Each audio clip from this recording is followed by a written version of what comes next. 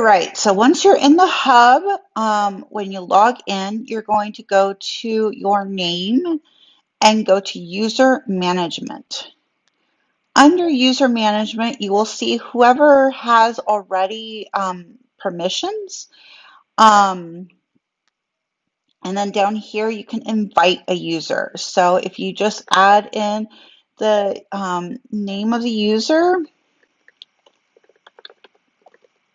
the email of the user, I'm sorry,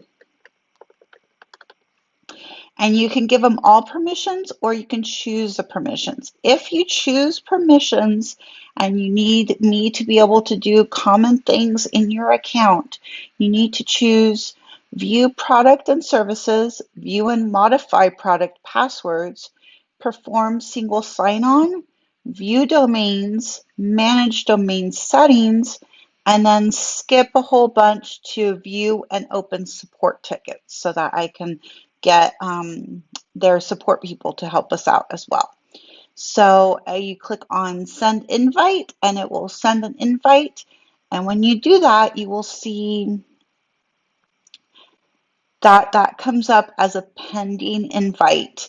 And once they accept, then they'll be listed over here. If you need to remove access, all you do is click on remove access.